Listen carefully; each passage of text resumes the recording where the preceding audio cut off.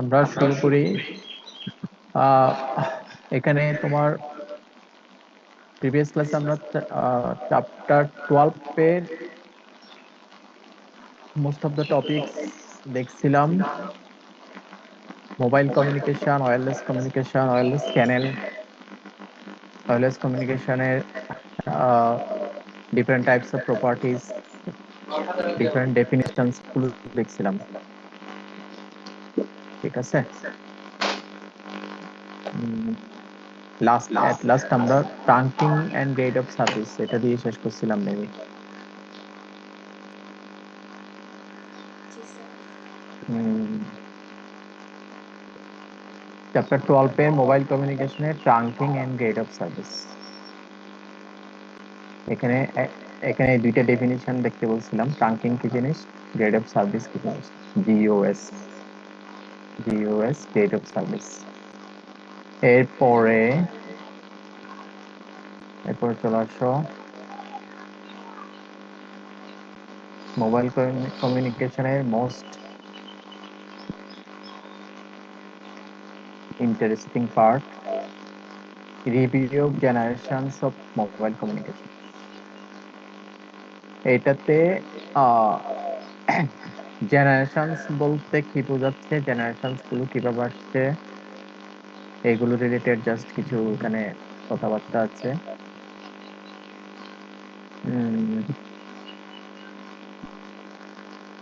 At last আমরা এখন 4G থেকে 5G দিকে যাচ্ছি। এখানে 1G, 2G, 3G, 4G, 5G এগুলা কিসের উপর বেস বেস করে ডিফাইন করা হয়েছে, কেউ বলতে পারবা?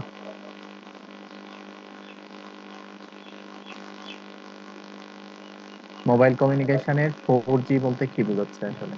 4G data, 4G mobile communication, 4G mobile set.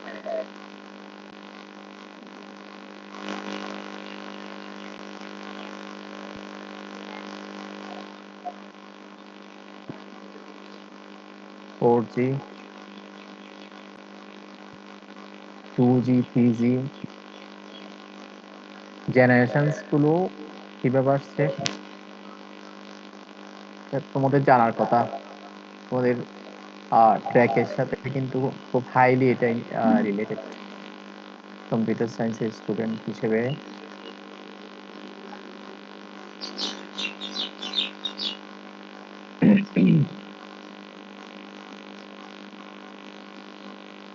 Response করো।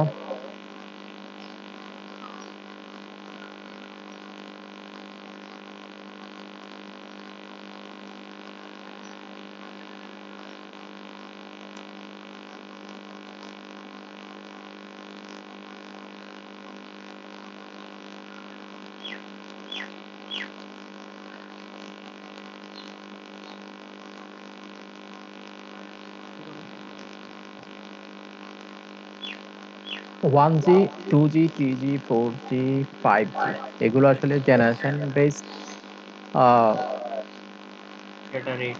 কিছু ক্যাটাগরি।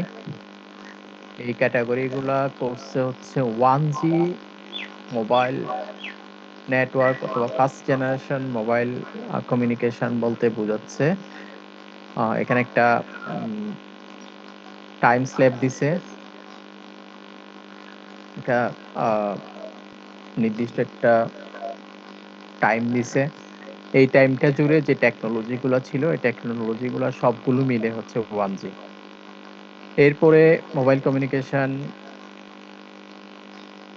সামনের দিকে যাচ্ছে এবং আহ, যত দিন যাচ্ছে টেকনোলজি গুলা তত বেশি রিচ হচ্ছে, তত বেশি অপশনস বাড়ছে। এরপরে আসলো হচ্ছে 2G।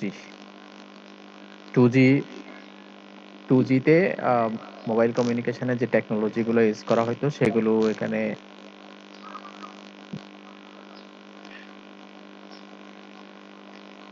মেনশন করছে। এবং একটা নির্দিষ্ট সময় জুড়ে 2G মোবাইল কমিউনিকেশন সিস্টেম পৃথিবীতে এস্টাবলিশ ছিল। এরপরে আসছে 3G, 3Gর পরে 4G। 4G-তে এসে এখন আমরা 3G যখন ছিল তখন আসলে বেশিরভাগ মোবাইল টেকনোলজি ছিল জিএসএম বেসড। আর 4G যখন আসছে তখন দেখা যাচ্ছে জিএসএম এর চেয়ে আপডেটেড টেকনোলজি গুলো ইউজ করা হয়। হয় যেমন WCDMA, তারপর HPSA, তারপর হচ্ছে ওয়্যারলেস ফিডেলিটি, ওয়াইফাই, ওয়াইম্যাক্স, এই সবগুলো মিলিয়ে হচ্ছে। তারপর long term evolution, LTE technology, এগুলো সবগুলো মিলিয়ে হচ্ছে 4G। 4G পরে যখন 5G আসবে তখন আরো আরো মডার্ন কিছু টেকনোলজি হয়তো অ্যাড হবে। তো এখানে আসলে ইন টোটাল জেনারেশনস গুলো ডিফাইন করছে টেকনোলজি বেসড টেকনোলজি। এক একটা টেকনোলজি আসছে এক এক ধরনের ফিচার নিয়ে। এই ফিচার গুলো কারণে কমিউনিকেশন ফাস্টার হয়েছে, ডাটা রেট ফাস্টার হয়েছে, ডাটা ট্রান্সমিশন রিসিভিং রেট ফাস্টার হয়েছে, এবং ইন টোটাল মোবাইল কমিউনিকেশনটা স্মুথ হয়েছে। এইভাবে আসলে জেনারেশনসটা ডিফাইন করছে এখানে। তো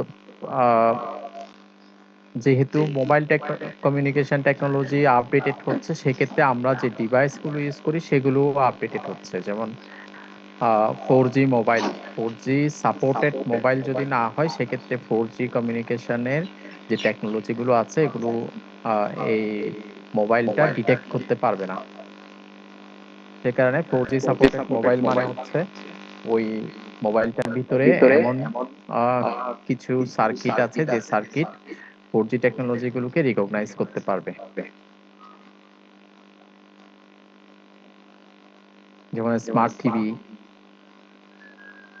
3D টিভি আসছে, তারপর OLED টিভি আসছে। এগুলো সবগুলো 4G টেকনোলজি ইউজ করে আহ, এগুলোর ভিতরে 4G টেকনোলজি ইউজ করার মতো ডিভাইস ইনস্টল করা আছে। এই কারণে এগুলো 4G ফোর্থ জেনারেশনের ডিভাইস হিসেবে ডিফাইন করা যায়। এই হচ্ছে জেনারেশনস। মোবাইল কমিউনিকেশনের জেনারেশনস গুলো যদি না জানো, সেক্ষেত্রে উম, আমার মনে হয় পুরাই কমিউনিকেশন ফিল্ডটাই আসলে অজানা থেকে যায়। এরপরে আসছো মোবাইল কমিউনিকেশনের last topic, GSM. GSM system for mobile. GSM for mobile, G দিয়ে গ্লোবাল, এস দিয়ে সিস্টেম, এম দিয়ে mobile. Global system for mobile, এটাকে সংক্ষেপে বলা হচ্ছে GSM technology. GSM technology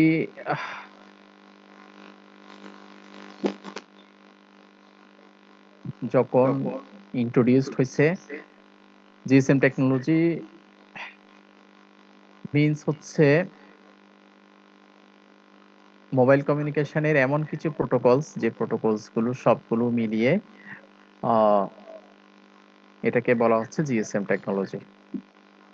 GSM আর্কিটেকচারটা আমরা দেখবো। জিএসএম আর্কিটেকচার যদি দেখি, সেক্ষেত্রে জিএসএম টেকনোলজি কিভাবে কাজ করে আমরা আইডিয়া পাবো। এটার আর্কিটেকচারটা এর পরের পৃষ্ঠায় ফিগার হিসেবে আছে এখানে। এটা একটু খেয়াল করো। এখানে এখানে ইউজার আছে, নোটেশন আছে। এখানে ইউজার আছে, সিম সাবস্ক্রাইবার আইডেন্টিটি মডিউল, তারপর মোবাইল ইকুইপমেন্ট হয়ে সাবস্ক্রাইবার আইডেন্টিটি মডিউলটা মোবাইল ইকুইপমেন্ট পরে এটা যে কোনো একটা বিটিএস এ পাঠাবে সিগন্যালটা। এই ইউজারটা যে বিটিএস টাতে আছে, বিটিএস টার কাছাকাছি আছে, সেই বিটিএস টাতে পাঠাবে। বিটিএস এই সিগন্যালটা রিসিভ করে বেস ট্রান্সসিভার স্টেশন,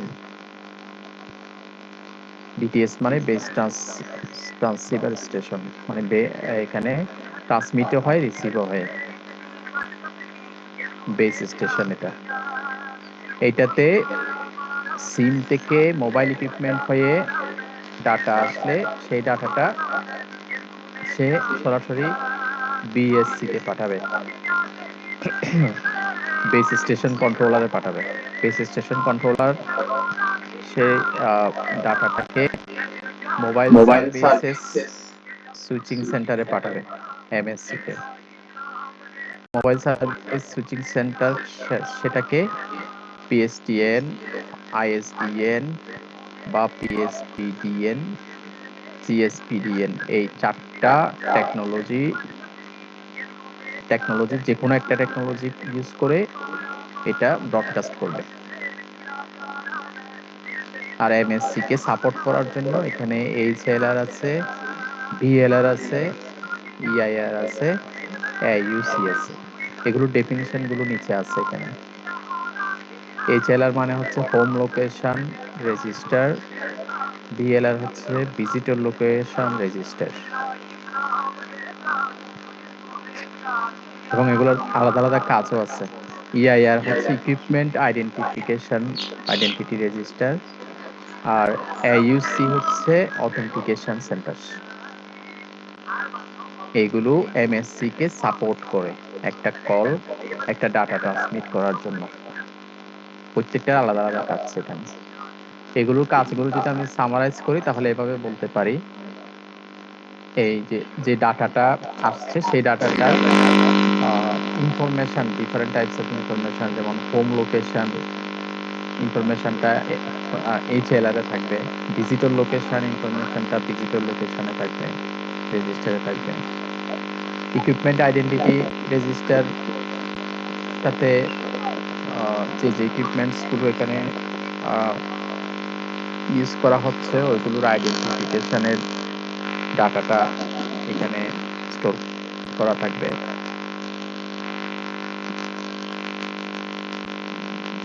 আর অথেন্টিকেশনের সেন্টারের কাজ হচ্ছে যে কোনো একটা ইউজারকে অথেন্টিকেট করা।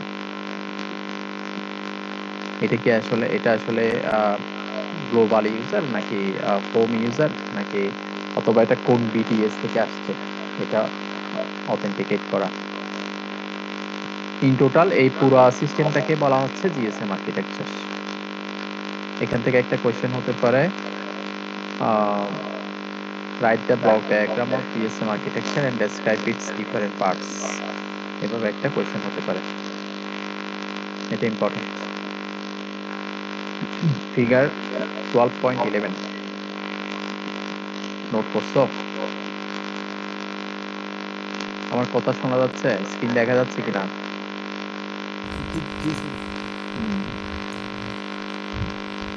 জিএসএম জিএসএম এ জাস্ট জিএসএম আর্কিটেকচারটা দেখলেই হবে, নিচের নিচের পার্টস গুলো আর দেখতে হবে না।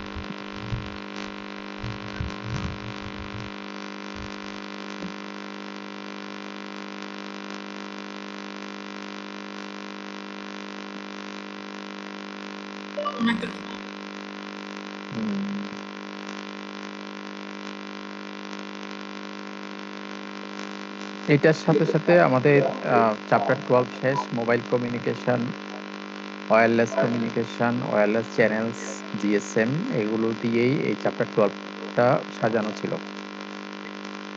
চ্যাপ্টার 12 এই এই টপিকগুলোতে হাইলাইট করলে হবে।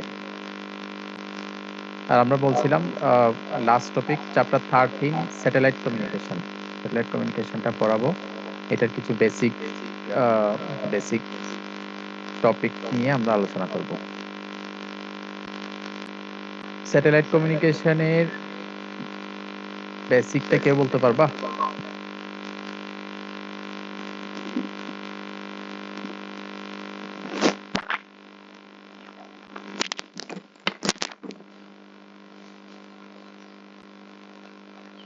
স্যাটেলাইট কমিউনিকেশনের বেসিক। Sir sir hello. হ্যাঁ হ্যাঁ, বলো, শোনা যাচ্ছে। স্যাটেলাইট কমিউনিকেশনের ক্ষেত্রে হলো যে স্যাটেলাইট গুলো হলো যে স্যার ভিন্ন ভিন্ন ক্যাটাগরির স্যাটেলাইট থাকতে পারে। যেমন ধরুন ভূমি থেকে 500 কিলোমিটারের ভিতরে যে আবহাওয়া যে স্যাটেলাইট গুলো, আবার হলো ভূমি থেকে হলো যে বস্তির যে স্যাটেলাইট গুলো, তো সবগুলো স্যাটেলাইটের ক্ষেত্রে হলো যে ভূমিতে কিছু হলো যে আমাদের বেস স্টেশন থাকে, যেমন বাংলাদেশে আছে হলো যে রাঙামাটিতে আছে, গাজীপুরে আছে, যেগুলো বঙ্গবন্ধু স্যাটেলাইটের সাথে কানেক্টেড। তো এক্ষেত্রে হলো যে হ্যাঁ, ভূমিতে কিছু রিপিট ট্রান্সপন্ডার আছে, যেটা হলো স্যাটেলাইটেও আছে। ওই ট্রান্সপন্ডার গুলো হলো যে রিসিভার ট্রান্সপন্ডার এবং সেন্ডার ট্রান্সপন্ডার। তো ভূমি থেকে আমি যদি কোনো একটা সিগন্যাল স্যাটেলাইটে পাঠাই, ওটা হলো যে ওখানে রিপিটার আছে, রিপিটার ওটাকে বর্ধিত করে পৃথিবীর অন্য একটা প্রান্তে পাঠায় এইভাবে। আচ্ছা আচ্ছা, ভেরি গুড। কিছুটা আইডিয়া পাওয়া গেল। এরপরে স্যাটেলাইট, আসলে স্যাটেলাইটের কনসেপ্টটা কেন আসলো? স্যাটেলাইট বলতে এখানে আমরা যদি ন্যাচারাল স্যাটেলাইট চিন্তা করি, তাহলে পৃথিবী সূর্যের চারিদিকে ঘুরছে, সেক্ষেত্রে পৃথিবী সূর্যের একটা স্যাটেলাইট। এখন এখানে ফিজিক্সের অনেকগুলো টার্মস চলে আসে আসলে স্যাটেলাইট ব্যাখ্যা করতে গিয়ে। এই পৃথিবী যে সূর্যের চারিদিকে ঘুরছে, এটা সেন্ট্রিফিউগাল ফোর্স আছে, তারপর ডিসেন্ট্রিফিউগাল ফোর্স আছে। এই দুইটা যদি সমান হয়, তাহলে সে সারা জীবন পৃথিবী সূর্যের চারিদিকে ঘুরতে থাকবে। আর যদি একটা আরেকটার চেয়ে কম বা বেশি হয়, সেক্ষেত্রে সে ঘুরতে ঘুরতে একসময় সূর্যের দিকে যেতে থাকবে, সূর্যের সেন্টারে গিয়ে সে ধ্বংস হয়ে যাওয়ার কথা। আবার দেখা যাচ্ছে পৃথিবীর চারদিকে চাঁদ ঘুরতেছে, পৃথিবীর চারিদিকে চাঁদ ঘুরতেছে, সেক্ষেত্রে আমরা বলতে পারি যে মুন আর্থের একটা স্যাটেলাইট। এই natural concept, satellite. Natural satellite, right. এই কনসেপ্টটা থেকে আসলে টেরেস্ট্রিয়াল যে সায়েন্স আছে, টেরেস্ট্রিয়াল সায়েন্সটাতে এই কনসেপ্টটাকে কাজে লাগাই স্যাটেলাইট কমিউনিকেশনটা কিভাবে করা যায় সেটার আইডিয়াটা আসছে। যেমন এখানে এট ফার্স্ট সেন্ট্রিফিউগাল ফোর্সের বিষয়টা মাথায় আসছে। একটা জিনিসকে কেন্দ্র করে তুমি যদি ঘুরতে থাকো, তুমি তোমার এটার কেন্দ্রের দিকে তুমি একটা আকর্ষণ পাবা, এবং এক পর্যায়ে তুমি এটার কেন্দ্রের দিকে যেতে থাকবা। ঠিক কেন্দ্রের দিকে গিয়ে সজোরে তুমি আঘাত করবা, যদি তোমার রোটেশনটা একটা চার্টেন পিরিয়ড জুড়ে হয়। আর তুমি যখন আহ, যে কোনো একটা জিনিসকে কেন্দ্র করে ঘুরবা, তোমার আহ, ঘোরার যে ব্যাগটা আছে সেটা বাইরের দিকে একটা ফোর্স ক্রিয়েট করে ডিসেন্ট্রালাইজড করার জন্য। এই সেন্ট্রিফিউগাল ফোর্স এবং ডিসেন্ট্রালাইজিং ফোর্স দুইটা যদি সমান হয়, তখন দেখা যাচ্ছে আহ, একটা সাবস্টেন্স একটা সেন্টার থেকে নির্দিষ্ট দূরত্বে সে ঘুরতে থাকে, এবং এটা সারা জীবন ঘুরতে থাকবে, কারণ এখানে একটা ব্যালেন্সিং ইফেক্ট কাজ করে। তো এখানে এই আর্থের আর্থের চারপাশে ঘোরার জন্য তুমি যদি এমন একটা আহ, গাড়ি টাইপের জিনিস বানাতে পারো, যেটা আসলে আর্থের চারপাশে ঘুরবে, এবং এটা আহ, আর্থের সাথে সেন্ট্রিফিউগাল ফোর্স এবং ডিসেন্ট্রালাইজিং ফোর্স এগুলা কাভার করতে পারবে, ওই একই ইকুয়াল টু হবে সেন্টারের দিকে যে আকর্ষণ এবং সেন্টারের বাইরে যে আকর্ষণ, সে দুইটা যদি ইকুয়াল হয়, তখন দেখা যাচ্ছে তুমি আর্থের বাইরের যে ট্র্যাকটাতে তাকে থ্রো করবা, সে ওই ট্র্যাকে ঘুরতে থাকবে, ওই ট্র্যাকের বাইরে যাবে না কখনো, এবং সে সারা জীবনে আসলে এই ট্র্যাকটাতে ঘুরতে থাকবে। এইভাবে যদি তুমি একটা গাড়ি বা একটা ভেহিকেল সেট করতে পারো, এই পৃথিবীতে বানায়, এটা যদি আর্থের চারপাশে ঘোরার মতো করে নিয়ে গিয়ে ওখানে ছেড়ে দিতে পারো, তাহলে এটা সারা জীবনই ওখানে ঘুরতে থাকবে, এবং ওইটার পাওয়ারটা পাই হচ্ছে সোলার এনার্জি থেকে। প্রত্যেকটা ভেহিকেলের এই স্যাটেলাইট যেগুলো বানানো হয়, সেগুলার পাকার মতো কতগুলো পার্ট থাকে, যেখানে আসলে সোলার সেল গুলো থাকে, সোলার প্যানেল গুলো থাকে।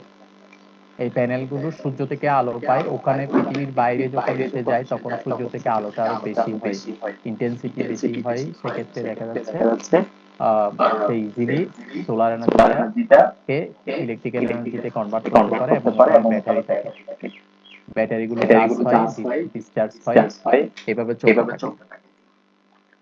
তাহলে ওই ভেহিকেলটা কি খাবে সেটাও কিন্তু ওখানে তোমাকে তার সাথে দিয়ে দিতে হবে।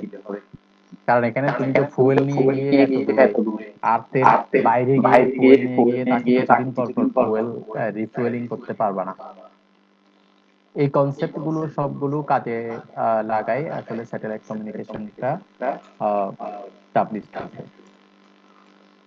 এই ক্ষেত্রে আর্থের চারপাশে যখন তুমি একটা অ্যান্টেনার মতো একটা জিনিসকে আহ ঘুরাতে পারবা, তখন দেখা যাচ্ছে পুরো আর্থটা তোমার কন্ট্রোলে চলে আসবে।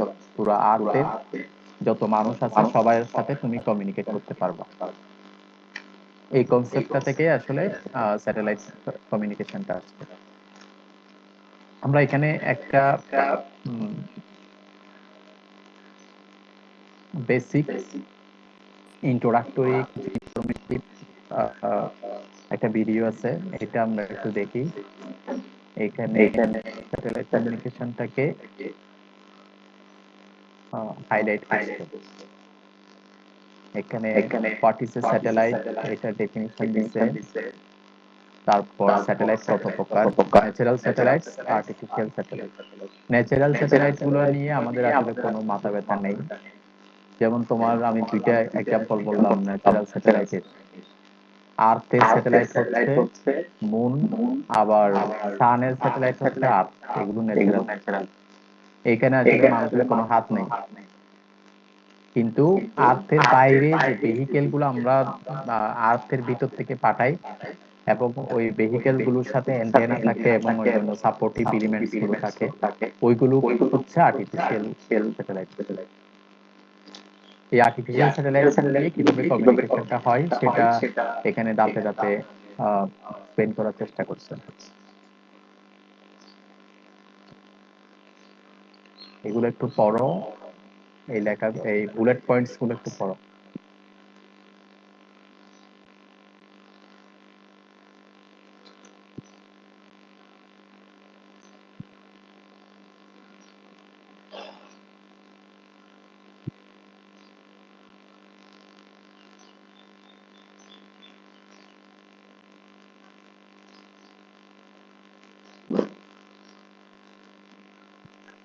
পড়তেছো? জি স্যার। শেষ, পড়া শেষ।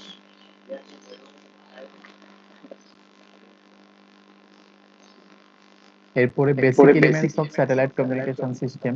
এই স্যাটেলাইট কমিউনিকেশন সিস্টেমের বেসিক এলিমেন্টস গুলোর মধ্যে ফার্স্ট ওয়ান হচ্ছে আর্থ স্টেশন। আর্থ স্টেশনটা আর্থে থাকে, স্যাটেলাইটটা আর্থের বাইরে ঘুরতে থাকে, আর টেরেস্ট্রিয়াল সিস্টেমটা আর্থ স্টেশনের সাথে ইউজারের কমিউনিকেট করাই দেয়। ইউজার হচ্ছে আমরা। এই হচ্ছে basic elements of satellite communication.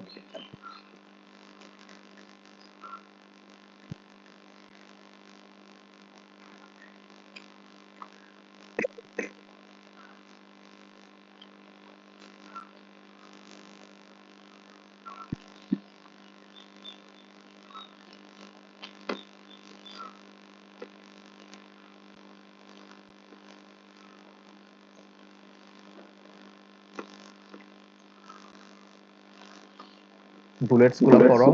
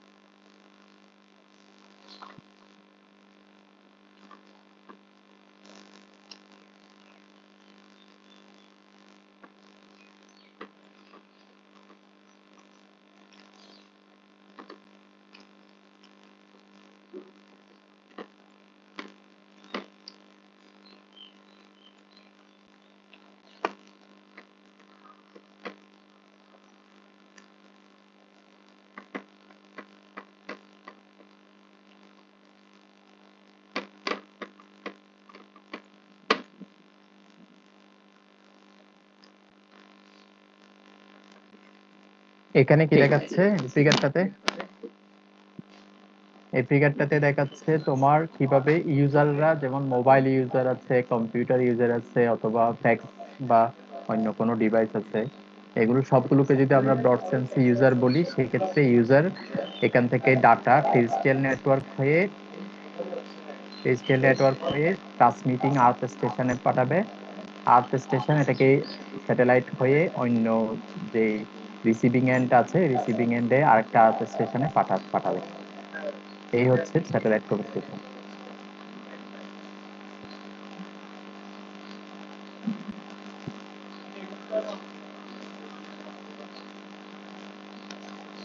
এখানে uplink frequency spectrum, downlink frequency spectrum নামে দুইটা পার্ট আছে।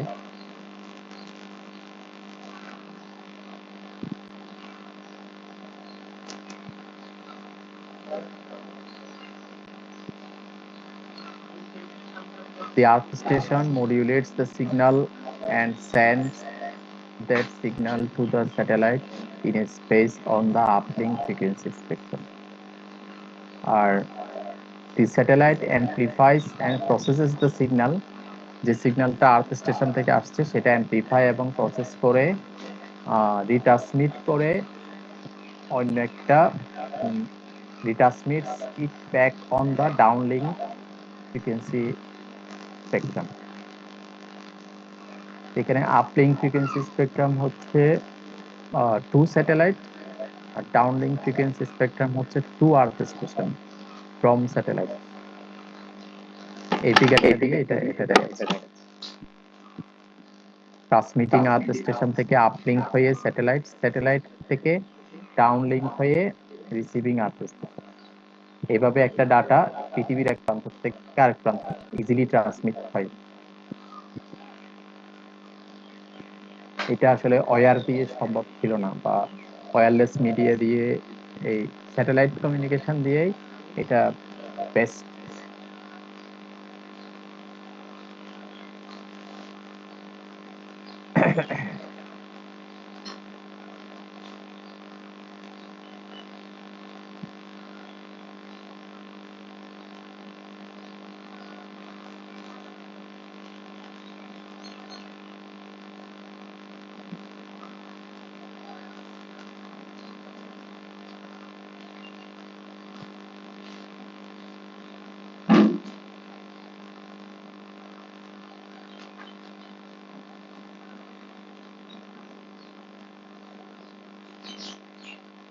এটা হচ্ছে block diagram of transmitter in satellite communication. একটা ট্রান্সমিটারের ভিতরে, স্যাটেলাইট কমিউনিকেশনের ক্ষেত্রে একটা ট্রান্সমিটারের ভিতরে এই পার্টস গুলো থাকে। বেসব্যান্ড সিগন্যালটা কে এনকোড করে মডিউলেশন করে আপ কনভার্টারের মাধ্যমে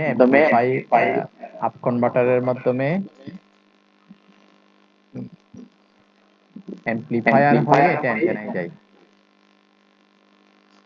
এবার অ্যান্টেনা থেকে এটা স্যাটেলাইট রিসিভ করে। এরপরে রিসিভিং এন্ডে কি হয়? রিসিভিং এন্ডে অ্যান্টেনা থেকে যে সিগন্যালটা পাই সেটা যদি উইক টাইপের হয় বা কোনো লস থাকে, সে কারণে এটা প্রথমেই অ্যাম্প্লিফাই করা হয়। এরপরে ডাউন কনভার্টারে যাই, ডাউন কনভার্টার থেকে ডিমোডিউলেটর এর মাধ্যমে ডিমোডিউলেটেড হয়ে মাদার সিগন্যালটা ডিকোডেড হয়ে বেসব্যান্ড সিগন্যাল হিসেবে বের হয়। সেক্ষেত্রে দেখো একটা বেসব্যান্ড সিগন্যাল ট্রান্সমিট হওয়ার পরে রিসিভিং এন্ডে এসে এই প্রসেসগুলা হয়ে আবার বেসব্যান্ড সিগন্যালে রূপান্তরিত হচ্ছে। এই হচ্ছে ট্রান্সমিটার এবং রিসিভারের কাজ স্যাটেলাইট কমিউনিকেশনের ক্ষেত্রে। এইগুলো ফ্রিকোয়েন্সি রেঞ্জ।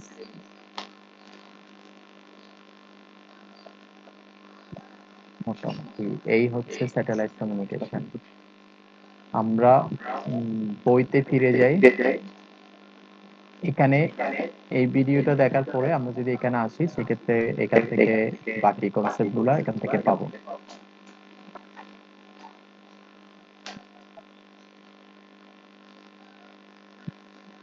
এখান থেকে বাকি কনসেপ্ট গুলো দেখে নিবা।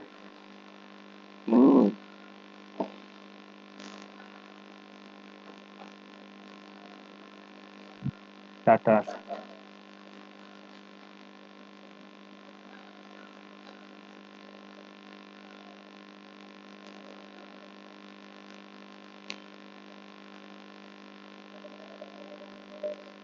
স্যার আমাদের বই থেকে কোন কোন পার্ট গুলো ভিডিওটা দেখার পরে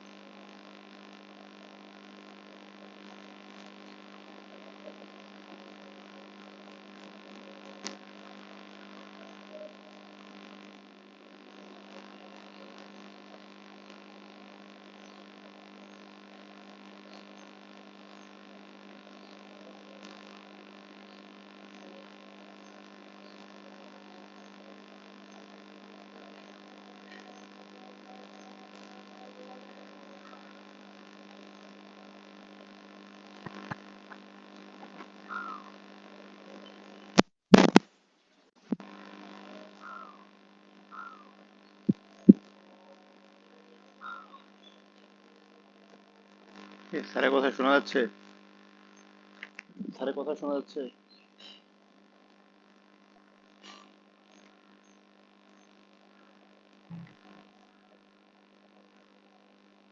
কেউ তো বলে না।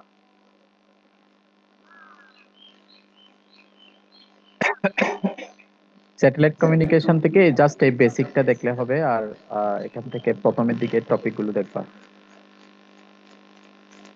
স্যার একটু যদি স্পেসিফাই করতে হচ্ছে তো মানে ভিডিওটা তো আছে, আর এখান থেকে কোন পার্ট গুলো 13.3 পর্যন্ত দেখলে হবে। 1 2 3, 13.1 to 3। স্যার ম্যাথমেটিক্স গুলো দেখতে হবে? 13.1 to দুইটা ম্যাথ আছে, এই দুইটা ম্যাথ দেখবা। 13.1 and 13.2 হচ্ছে এটা।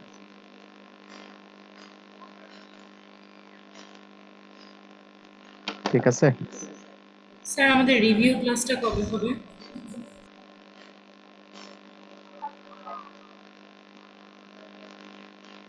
রিভিউ ক্লাস নেক্সট রোববারে। তোমাদের অলরেডি এখন পিএল চলতেছে না? রুটিন হয়েছে তোমাদের? একটা ছোটখাটো আউটলাইন লাগছে। রুটিন হয়েছে তোমাদের? রুটিন এক্সাম রুটিন হয়েছে?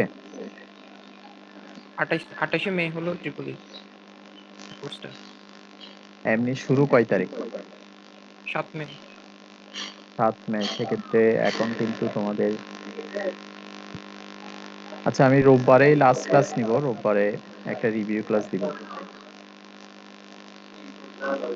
এই স্যার সিলেবাসটার একটা উপর। আউটলাইন দেওয়া যায় না?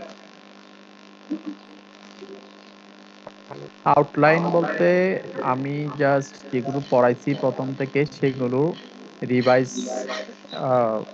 অর্ডারে বলার চেষ্টা করব, যেগুলো পড়াইছি এগুলো।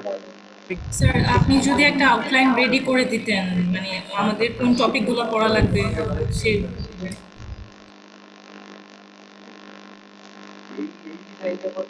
যেমন স্যার আমাদের দেখা যাচ্ছে একটা সেকশন আপনি বলছেন, তো ওইটা পড়তে গিয়ে দেখা যাচ্ছে আবার কিছু কিছু জিনিস আরো বাড়তি এসে যাচ্ছে, বা দেখা যাচ্ছে এমবিগিটি রয়ে গেছে। এমন এমন হয়েছে কিছু মানে এটা দুইটার মাঝখানে রয়ে গেছে, এখন আমরা বুঝতেছি না ওইটা বাদ দিব কি বাদ দিব না। তো কারণ দেখা যাচ্ছে ওই ম্যাথ গুলোতে আবার কিছু আমাদের অনেকেরই প্রবলেম হচ্ছে। তো হ্যাঁ হ্যাঁ, এগুলো একটা প্রবলেম। তারপর প্রবলেমটা হচ্ছে স্যার বইটা অনেক এটা ছোট। আশা করি আর আশা করি রিভিউ ক্লাস এটা নেয়ার পরে এই প্রবলেমস গুলো থাকবে না। ওকে স্যার, জি। আর বলতেছি রিভিউ ক্লাস গুলো, তারপর আউটলাইন রিভিউ ক্লাসটা রিভিউ ক্লাসটাই আমার আউটলাইন হিসেবে কাজ করবে। বাহ, ওয়াও, ঠিক আছে? ইয়েস, জি স্যার, ওইটা হলে স্যার অনেক ভালো হয়, কারণ সিলেবাস আমাদের হ্যাঁ। সিলেবাস দেখে তো আমরা কোনো রকমে আগাতে পারবো না। আর কারণ এবার অনেক সমস্যার কারণে দেখা গেছে ভার্সিটি অনেক সময় বন্ধ ছিল, দেখা গেছে হ্যাঁ, হ্যাঁ, অনেক সমস্যা হয়েছে। তো স্যার হ্যাঁ, এই হ্যাঁ। সেমিস্টার থিওরি পড়াশোনা একেবারে হয়নি, হুম, প্রজেক্টের উপরে আছে স্যার। এটা কি জিনিস? বুঝছি।